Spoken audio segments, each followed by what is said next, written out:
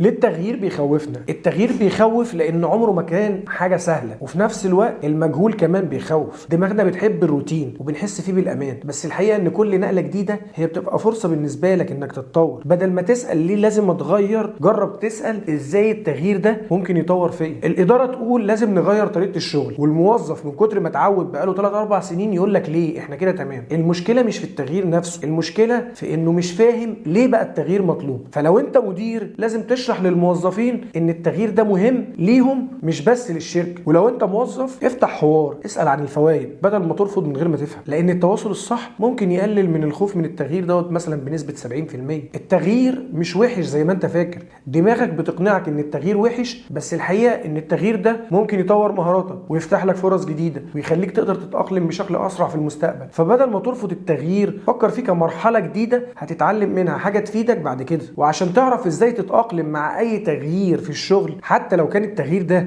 جه غصب عنك، ما تقلقش، اتعامل معاه كأنه فرصة جديدة. تفهم السبب بتاع التغيير وتسأل نفسك ليه الشركة قررت القرار ده، وتتعلم المهارات الجديدة بقى اللي مطلوبة عشان تقدر تتأقلم بسرعة. وفي نفس الوقت تبقى بتحافظ على طاقتك، وان التغيير ده مش نهاية الكون، لان المرونة هي سر النجاح بتاعك في بيئة العمل المتغيرة دي. ونفسيا العقل البشري بطبيعته بيحب الاستقرار، فأي تغيير جديد بيعتبره تهديد. لكن لو التغيير اتكرر اكتر من مرة المخ بيبدأ يتقبله ويشوفه بشكل طبيعي. فادي نفسك فرصة انك تتأقلم، خدها خطوة خطوة، هتلاقي نفسك مستريح اكتر بعد شوية. تقدر كمان لو انت خايف من التغيير اللي هيحصل تسأل نفسك ايه أسوأ سيناريو ممكن يحصل. فكر في التغيير على انه مغامرة مش تهديد، وحدد حاجة صغيرة تتغير فيها انت كمان يوميا مع التغيير ده عشان تبدأ تتعود على الفكرة. لان الناس اللي بتتعامل مع التغيير بمرونة بيكونوا انجح في حياتهم بنسب تتخطى ال 40% في بعض الاوقات. ومن الاخر مقاومة التغيير هي رد فعل طبيعي غالبا بيبقى ناتج عن الخوف من مجهول، قلق نفسي، انك اتعودت على الروتين. وبعض الدراسات اثبتت ان القياده الفعاله والتواصل المستمر والدعم النفسي والمشاركه في عمليه اتخاذ القرارات كل ده ممكن يساعد ان المقاومه دي تبدا تقل شويه، وخصوصا